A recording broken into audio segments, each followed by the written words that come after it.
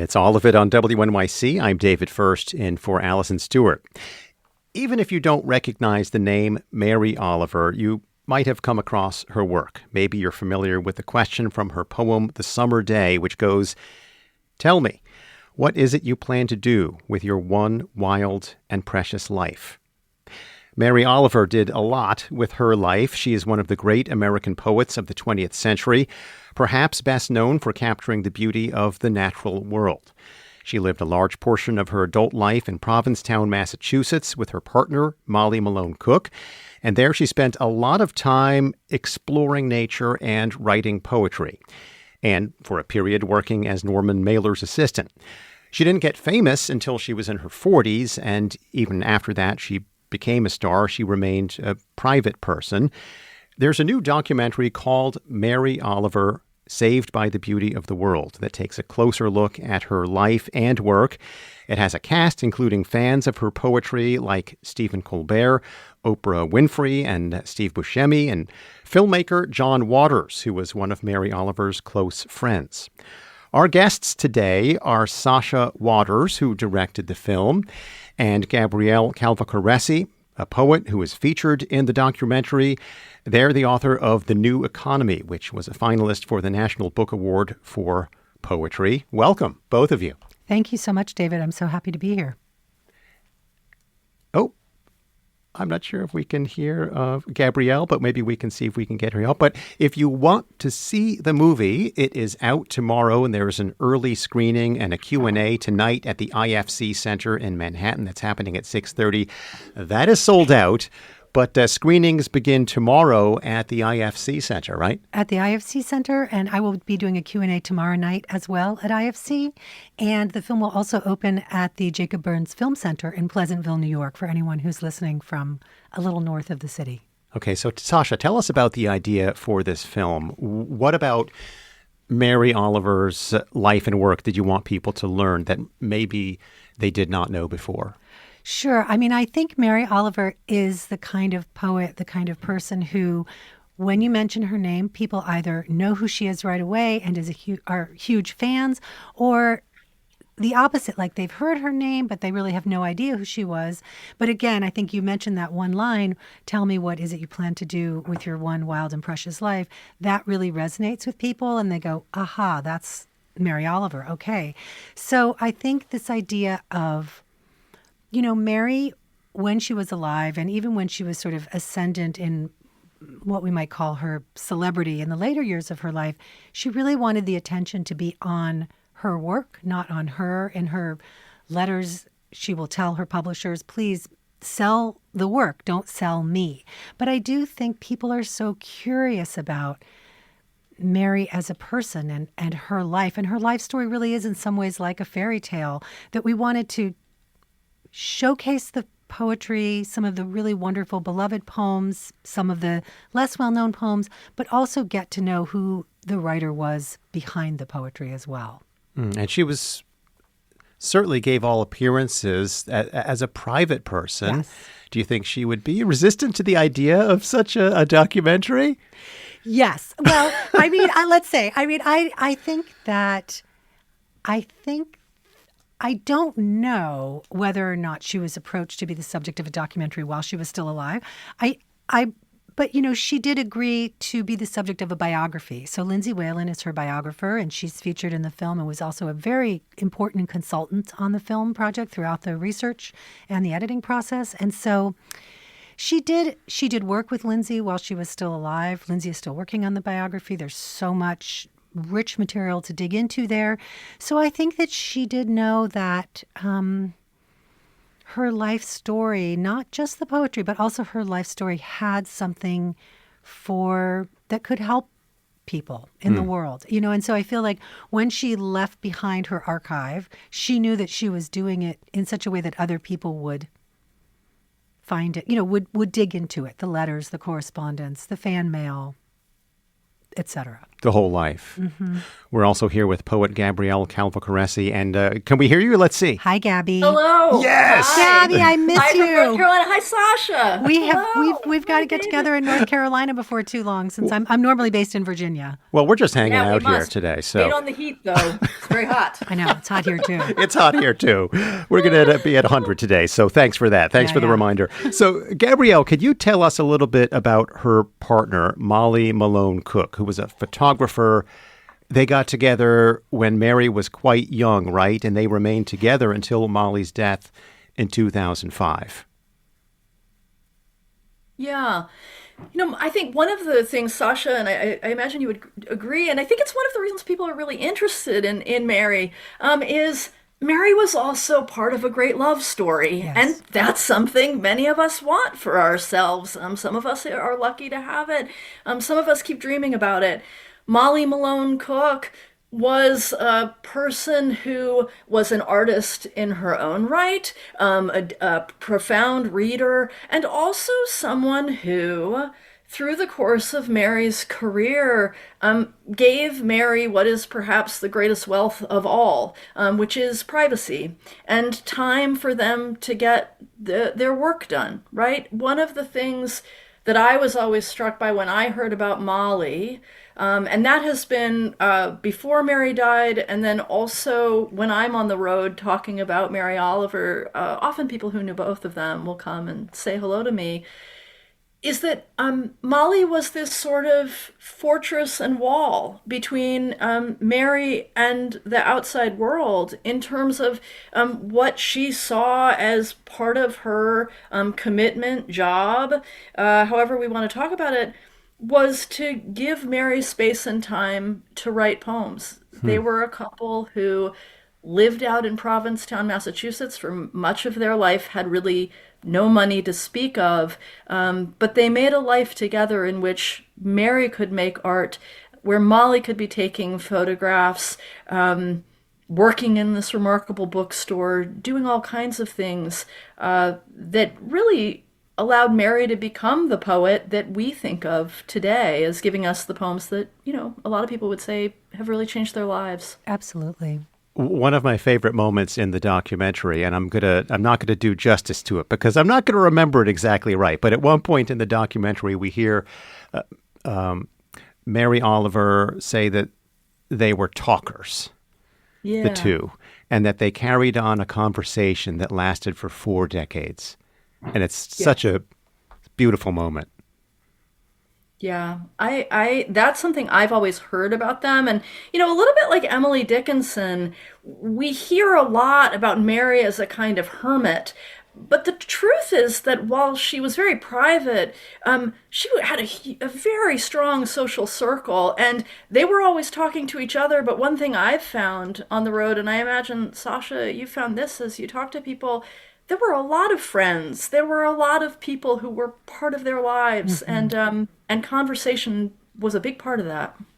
Absolutely, and I think the year-round community in Provincetown is so small that you would just sort of naturally be bonded to the people who are there through the winter, and maybe you're having deep conversations and talking about books, or maybe you're just running into people at the Stop and Shop or the old IGA, right? And seeing those people who are the year-round residents of this small, tight-knit community.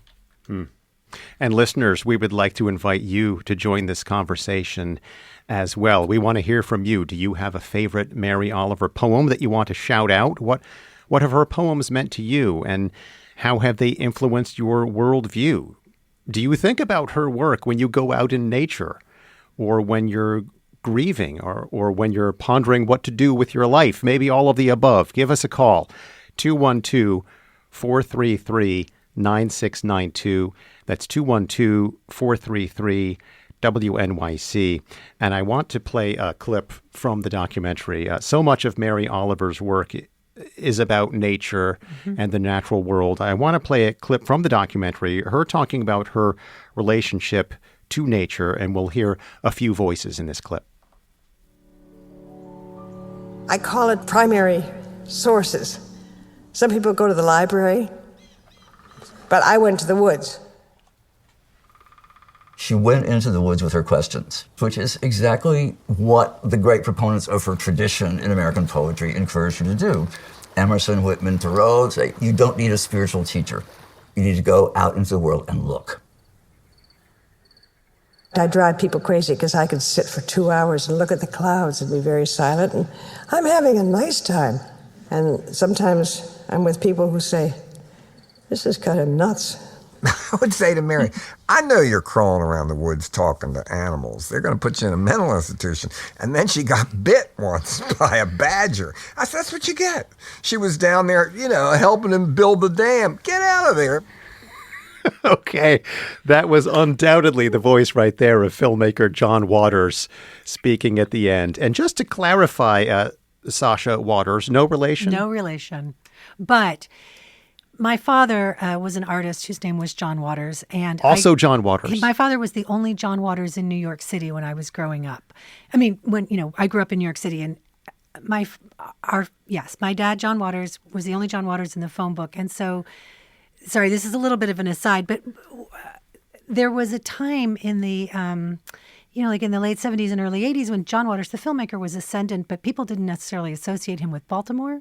And so my dad, being the only John Waters in New York City, would get these invitations to parties and nightclubs at the Palladium area it was later than Studio 54, addressed to John Waters, the filmmaker.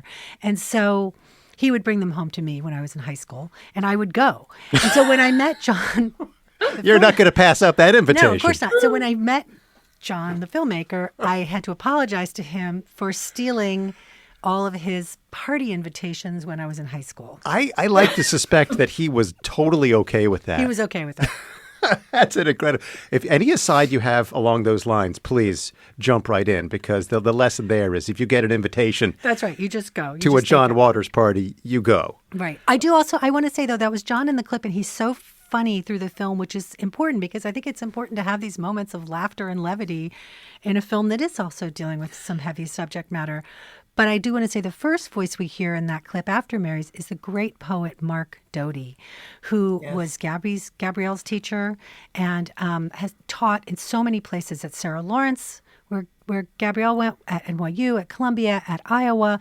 And he is someone who I think really, even though we talk in the film about how Mary was ignored by a lot of people in the academy, Mark Doty was someone that really, I think, always taught her work and passed that tradition of nature poetry along to a younger generation. Wouldn't you say so, Gabby? Oh, yeah. Mark was my very first poetry teacher, which is just a wild thing to say. And at Sarah Lawrence College.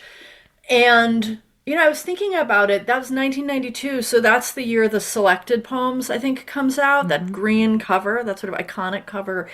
And Mark, I had gotten the book and I had looked through it, but I had been reading it. But it was really Mark and also the poet Michael Klein, also who was in Provincetown at that time, who really taught me about Mary Oliver. Yeah, Mark has been one of the great proponents of Mary's work since I knew him.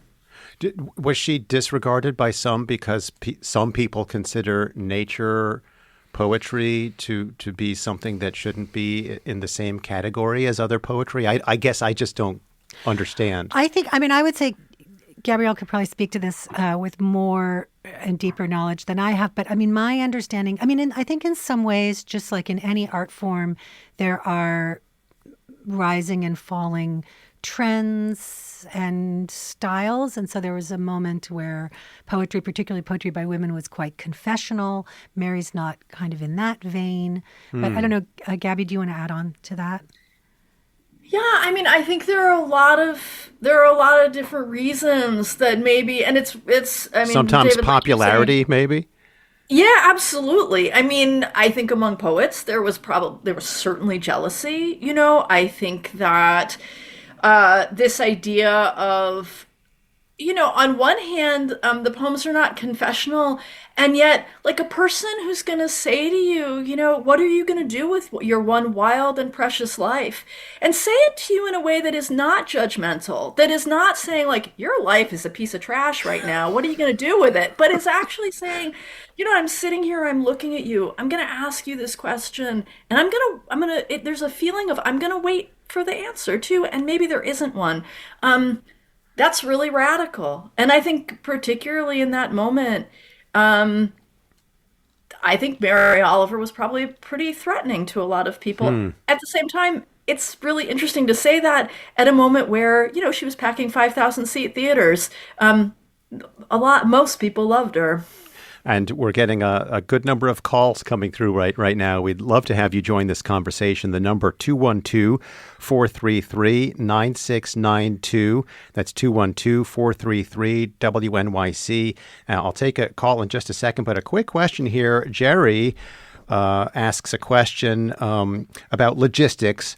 You mentioned that you're going to be in Pleasantville, New York with the film. Can you tell me once again when that is and where the venue is? Sure. I actually personally will not be in Pleasantville with the film, but it does open at the Jacob Burns Film Center tomorrow, July 3rd, and I believe it's playing for at least a week. Okay, so good alternate programming for the 250th weekend. Yes, and it's also opening in Provincetown in Miami tomorrow. And will there be air conditioning in both theaters? There will be so much air conditioning in all of these theaters. Everywhere it's screening, there is ample air conditioning. Okay. So it's a win. Get out there and see it. Yes. It's a win all around. Definitely. All right, let's take a call. You're listening to All of It here on WNYC. We are talking about the poet Mary Oliver and the brand new documentary about her work and her life. It is called Mary Oliver, Saved by the Beauty of the World. Jill, calling from Philadelphia. Welcome. Thanks so much. I called because I wanted to weigh in with my favorite Mary Oliver poem, which is Moles, from her collection called American Primitive. Okay, you're getting thumbs up all around the room here. That's a deep cut, too. I love that. No, really. Deep cut. Talk about it, Gabrielle. Talk about that poem. You know that one. Yeah, is the caller still on? Jill, you still there? Yeah. What do you love about Yes, Mole? I am. Yeah. I used to read Moles when I was on the subway in Manhattan, and it would make me feel like I was taking a mini retreat into nature with Mary instead of being in a tunnel with hundreds of other people. Wow. I love that. In a moment where you were possibly a mole moving through these tunnels, all of a sudden, there you are in the natural world. That's Mary. Oh, yeah, it was amazing. And I used to bring her poetry on the subway a lot because it did transport me in a way that nothing else did. Not even an amazing novel that's a, page turner would do the same thing that her poetry would. That's great, Jill. And you're transporting us right now. So thanks for sharing. And let's also hear from Helen calling in from Brooklyn. Welcome to All of It. Thank you. I live in Brooklyn, and I'm a poet myself. And when I taught an ecology class at Pratt in the 1970s, I think it was, I found The Grasshopper was, I think, published in the New Yorker. And I had not heard of her before. I hadn't read her work. But that poem just jumped off the page in the New Yorker, and I shared it with my class because, first of all, it's a very specific description of very close-up observation of not just grasshopper as a platonic idea, but this grasshopper and how it is eating. And then she moves beyond that way of close observation to that extraordinary question. So I shared it with my students and have been not just reading that, but her other poems whenever I get a chance to. And if I can, I'm looking through The House of Light, Poems by Mary Oliver, which has a cover. It's published by Beacon Press in Boston. It has a cover of Provincetown, the very tip of it, where the harbor where it turns, and that this great hook.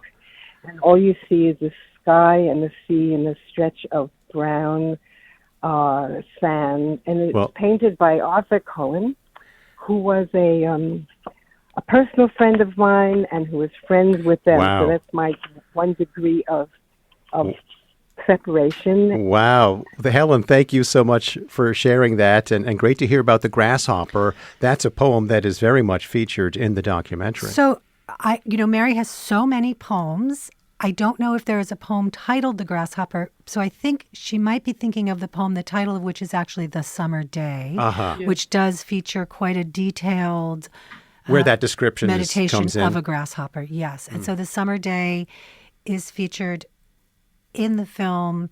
It's read both by Stephen Colbert and Jason Reynolds. I have to mention, Stephen Colbert begins the film and pops up several times. Mm-hmm. And he has a great deal of difficulty. Mm-hmm. Well, he's not read. Sounds like he's doing it from memory. I was going to say reading the piece that he wants to read, but he is reading it. He is reading it. But he is, yes, not stumbling over words, but emotionally. But he's emotional. And I learned that Stephen Colbert was a fan of Mary Oliver's because one evening on his show more than a year ago, he had a guest on, and he happened to mention to this guest that he sends that poem, The Summer Day, to his children every year on the first day of summer. So we were in the midst of production, and a number of people sent me this clip from the show or texted me and said, oh my goodness, Stephen Colbert is a Mary Oliver fan. And so luckily we were able to reach out to his team and film with him. And it was a really wonderful experience. He's a huge reader and lover of poetry. He has memorized a tremendous amount. So he comes to his love of poetry from a very deep and long-standing place, I think. We're just about out of time, which is so upsetting because I have about 1,000 other questions I want to ask you. But maybe just because we heard about Provincetown right there, maybe just some thoughts, Gabrielle, about her life in Provincetown. Yeah, I mean, it's really something to move to the edge of the world. And Provincetown is a kind of ending, the kind of continental ending at the same time that it's also a real beginning for a lot of people. It's a place where lots of different kinds of folks come together, but certainly thinking about the LGBTQ community, that is a space of tremendous welcome and a place where one can, yes, have privacy, make your art. The light there is so extraordinary. It's also a place where you can sort of redefine, come to a new understanding of who you might be. One of the things Mary Oliver says in one of her remarkable essays is she talks about making for herself a handsome life. Mm-hmm. And I always think, like, that's something you can do in Provincetown. You can decide who you want to be in the world and then go out and do it. It was interesting, the last speaker, I believe Helen, was talking about the grasshopper, and you were talking about this July 4th weekend and seeing Mary Oliver's movie. One of the most patriotic things we can do is pay attention and really, really look, really take in the vast tapestry of, maybe it's the beech forest, maybe it's a beaver marsh, maybe it's Commercial Street in Provincetown, and who, the folks on the ferry. He was really someone who... Oh, I think we lost you there, but I'll jump in. Let me just jump in quickly, oh, say, because we're just about out of time. I was just going to say, or maybe if you can't get to Provincetown, read a Mary Oliver poem on the subway. Read it or check out the new documentary. Or come see the film. Mary Oliver, Saved by the Beauty of the World. There is a preview tonight. Regular screenings begin tomorrow at the IFC Center in Manhattan. Director Sasha Waters and poet Gabrielle Calvacaresi, thank you both for joining us today. Thank you so much.